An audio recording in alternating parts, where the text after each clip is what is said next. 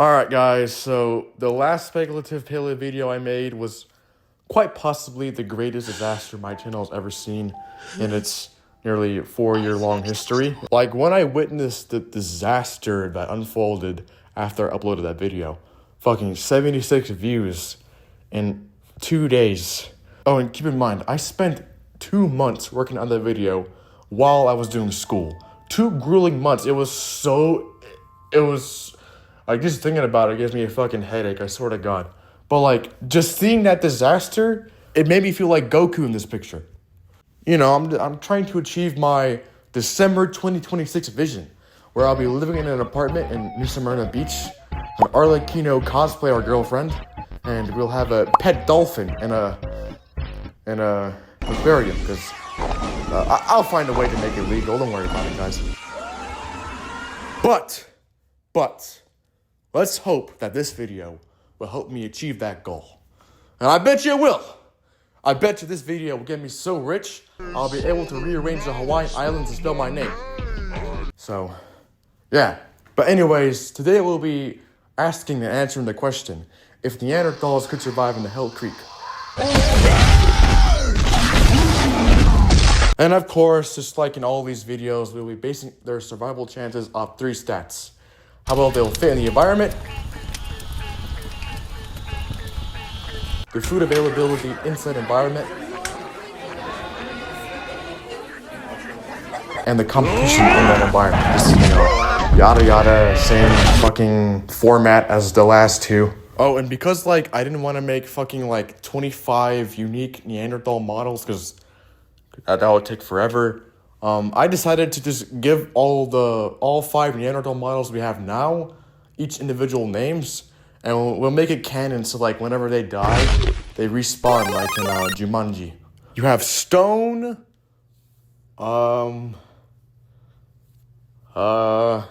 Fiona, Ari, because like I think Ari is a very fitting name for a caveman, because like, everybody I've met with the name Ari has always been, like, the most insufferable fucking person ever, I swear to God. Like, I don't know, is it just me, or, like, everybody with the name Ari is such a fucking weirdo?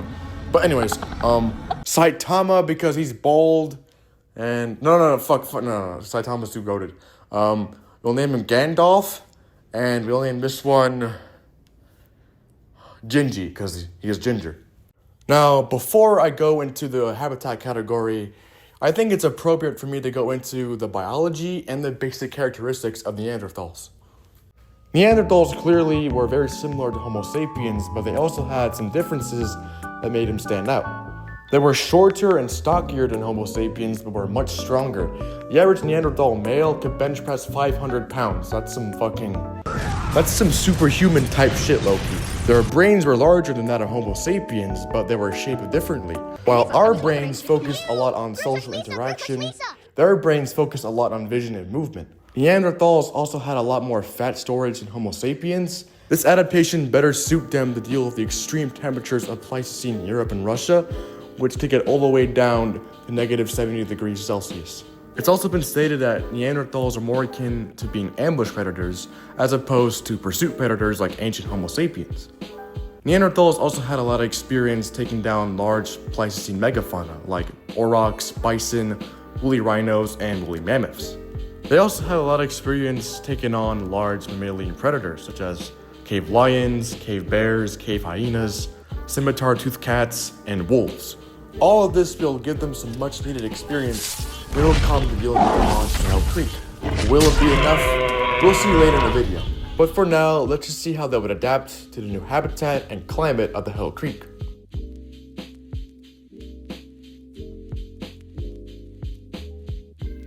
So I think it's kind of obvious to most people that the Neanderthals would totally not fit well at all in the Hell Creek. It's quite possibly the complete opposite of the environment the Neanderthals grew up in.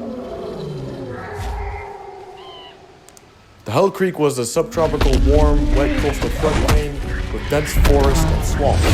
At its hottest, it can get up to 35 degrees Celsius or 95 degrees Fahrenheit, and at its coldest, it would be 10 degrees Celsius or 50 degrees Fahrenheit. Very similar to modern-day Florida or Louisiana. So, This would mean that the coldest peaks of the Hell Creek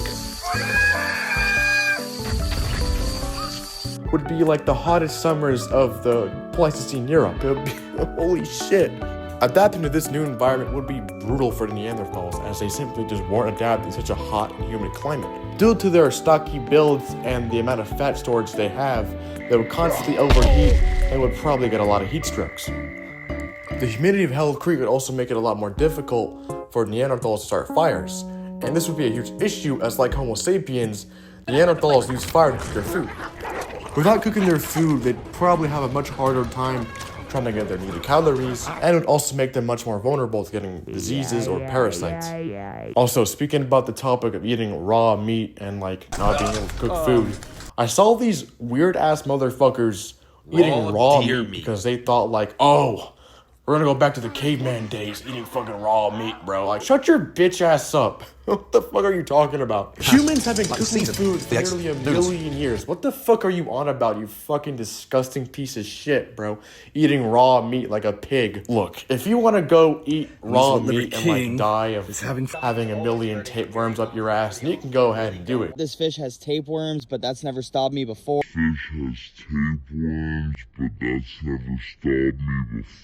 Just don't go around saying it's like beneficial or a good thing.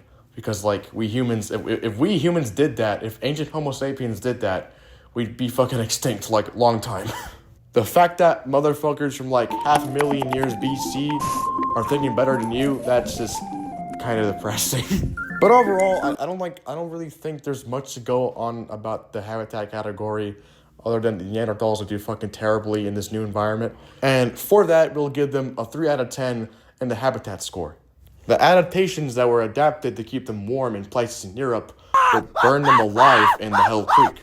In this environment, it's just way too radically different from Pleistocene Europe. It'd be like putting a motherfucker from the North Pole all the way down in the Congo. It just would not work at all.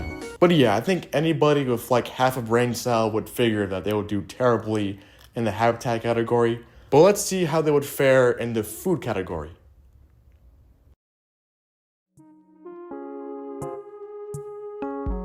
So while the Neanderthals did terribly in the previous category, they seem to fare a lot better in this category, but not without a lot of issues. Let's go over what the Neanderthals would be hunting, starting with the smaller to medium-sized herbivores of the Hell Creek.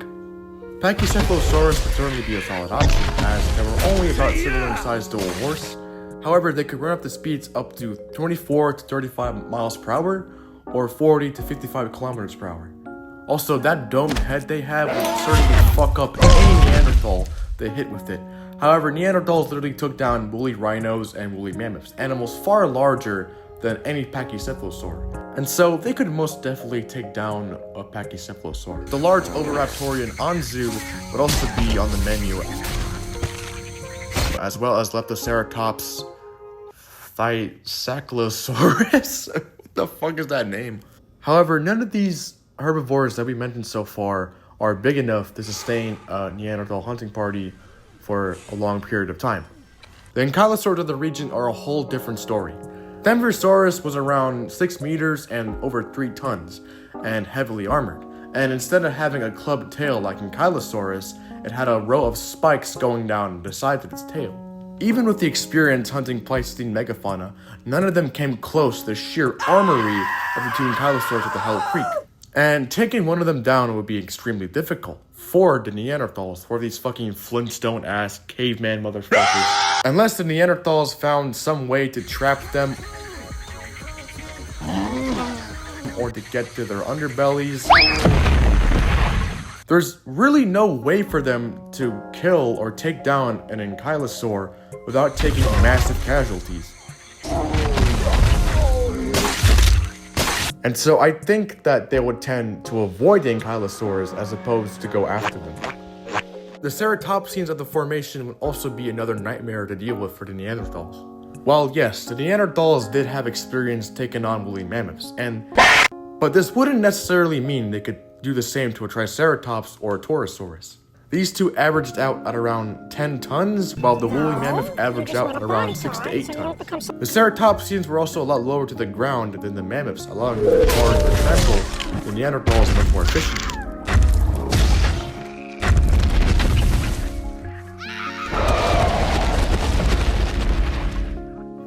Oh, and they were much more heavily armored than the mammoths, not on the same scale as the ankylosaurs, but enough to make the Neanderthals injuring them very difficult. This isn't to say that the Neanderthals couldn't kill a ceratopsian, they certainly could. It's just that it would be far too dangerous and costly for the Neanderthals, and they would most likely avoid going after ceratopsians and ankylosaurs of the region.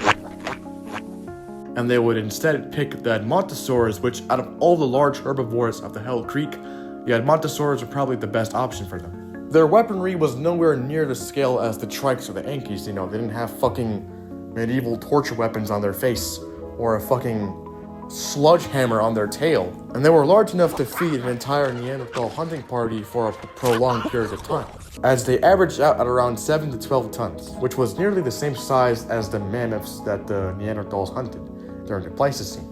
Hunting them would certainly not be easy, as these motherfuckers moved in massive herds, and it's not like it's gonna fucking just let it die, It's a single swing from that tail could probably smoke many Neanderthals all at the same time. But out of this fucking hellhole that is the Hell Creek, I would say that the Edmontosaurs are the best option for the Neanderthals. They could also hunt the Pachycephalosaurs and the Orvoraptorians, as well as the smaller like Leptoceratops and his buddy with the weird fucking name.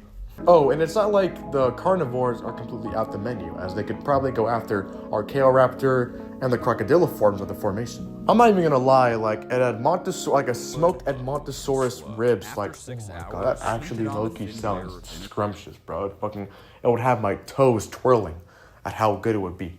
But I'll give the Neanderthals a 7 out of 10 in the food category, which is a big step up from their previous category.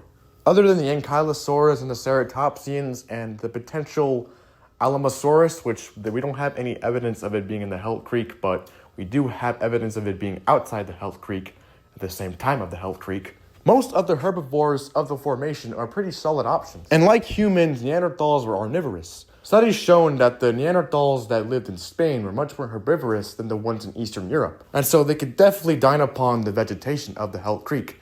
If, let's say, they hunt a Pachycephalosaur, and then they run out after 3 days, and they gotta go eat some veggies to supplement their diet, Yeah. But from this category, we move on to I think we've all been waiting for this. Just how would the Neanderthals deal with the predators and the competition of Hell Creek?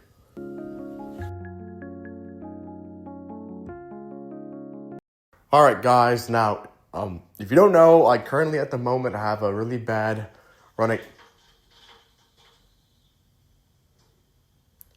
Can that thing shut the fuck up? But anyways, I have a really bad running nose because, a couple days back, I went to this ranch my family owns, and we noticed that there was a shit-tillion amount of termites coming out of the wood in that area. And so I had to, spend an entire day taking out, massive amounts of twigs and logs, and we made this massive fucking fire that I called Sweetheart. And, I stayed very close to the fire.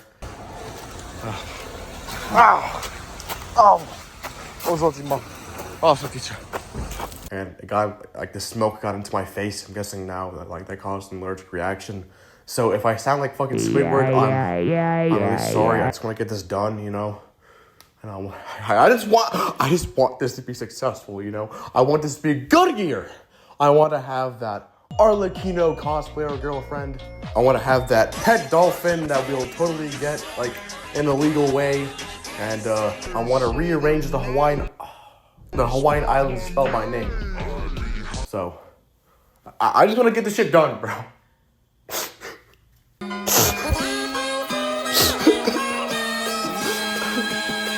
But anyways, let's get back to the video. Ignore me, sorry being a little bitch, but So first, let's start off with the smaller predators of the Hell Creek, Archaeoraptor and Pectinodon. These two are just way too small to pose any real threat to the Neanderthals. They're about the same size as a coyote, just without the intelligence or the advanced group behavior coyotes had. And so they'd only really be a threat to the Neanderthal children, and I will not be animating that because I'm not a fucking weirdo. I'm not fucking Elliot Rogers. I'm not gonna animate a little kid being eaten alive, I'm sorry that I didn't have any time to make any models of these two. As I said, back in the I'll call that the cataclysmic fucking video because of how much of a disaster it was. I stated that mammals and anything with fur and feathers are just very hard and time-consuming to do, and they're just like really draining to do too. And I was getting ready for this video, I just didn't have the time to make an Archaeoraptor or Pectinodon, so I'm sorry for that. So the Archaeoraptor and Pectinodon aren't really a threat. However, let's get into the Codaraptor. Now, in 2021, the Codaraptor was proven to be invalid. However, we still have a large dromaeosaur claw and large dromaeosaur teeth that we found, so maybe there was a large dromaeosaur in the Hell Creek. However, I've heard that the sickle claw could have been a therizinosaur claw, so...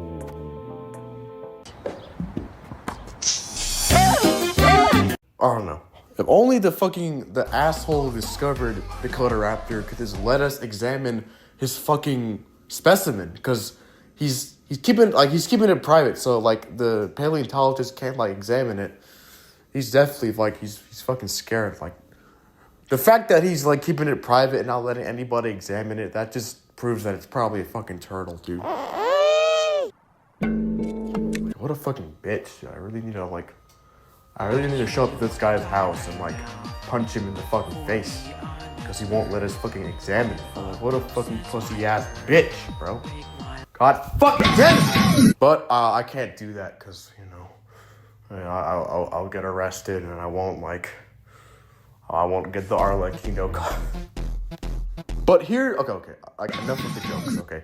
Let's get into the animals that will actually make Neanderthals suffer a lot. Nanotyrannus. Now, as I think that most of us know in the paleo community, Nanotyrannus was proven valid back in October 2025, and so not only was it proven valid, it's been proven that there are two separate species of Nanotyrannus, Laenschensis and Lutheus. Lutheus was the bigger of the two at around over a ton, while Laenschensis was the smaller of the two at around 1,500 pounds or over 700 kilos.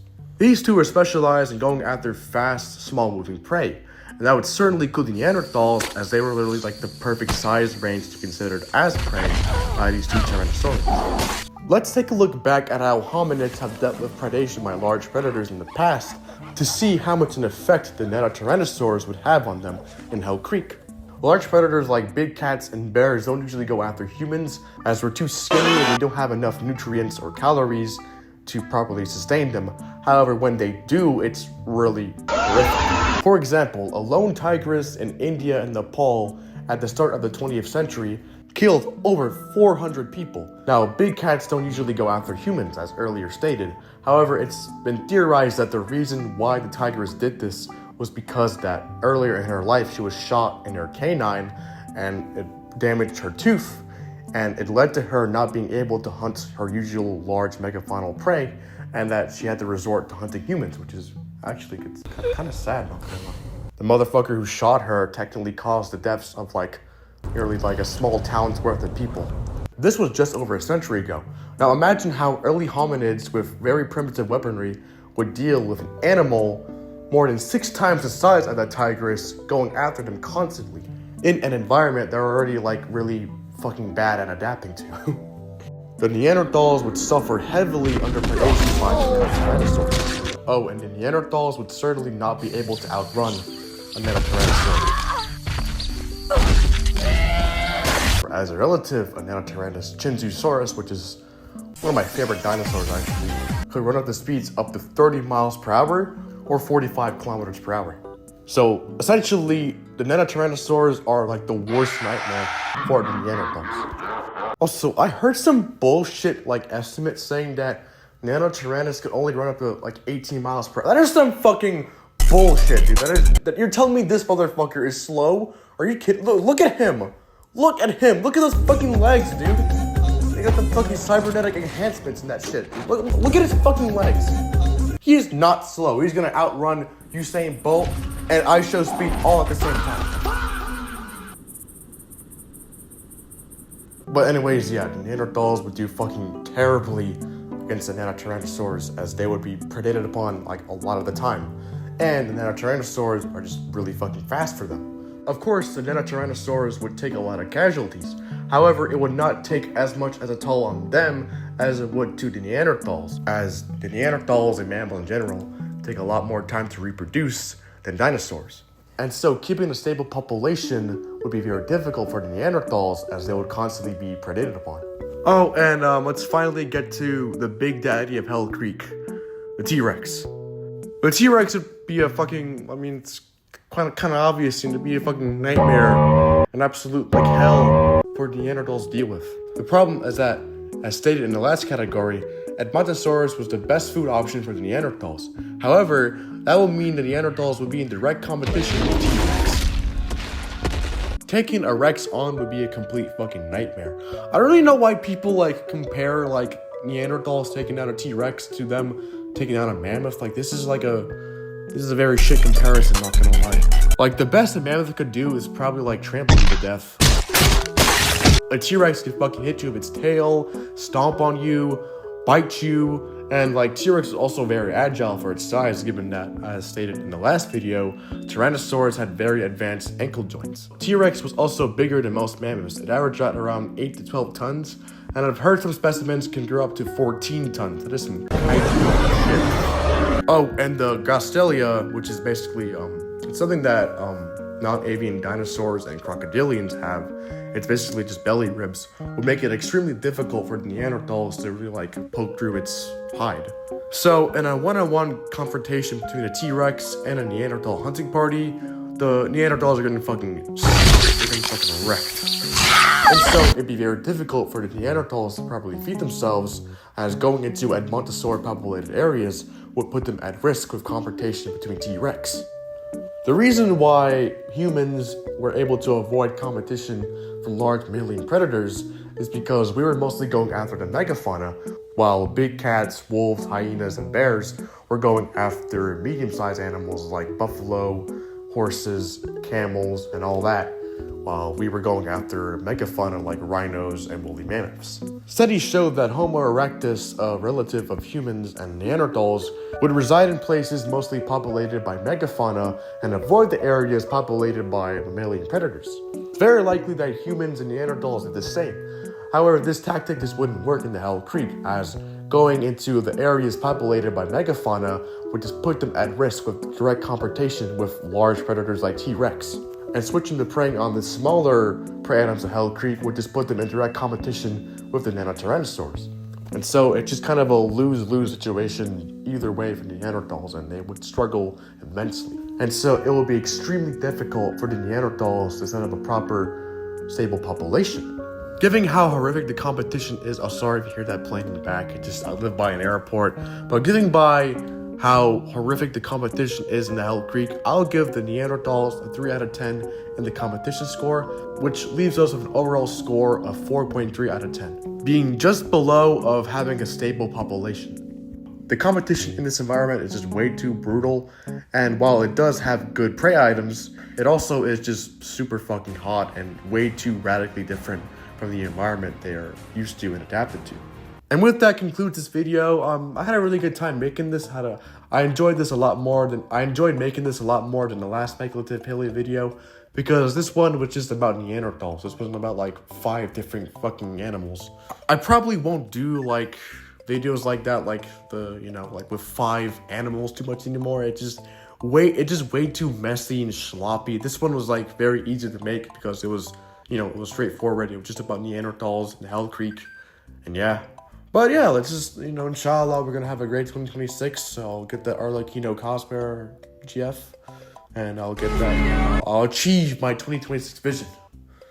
Okay, for real this time. Thank you guys for watching, and I'll see you next time. Just bye-bye. 変更カラスと称名勝利の狭間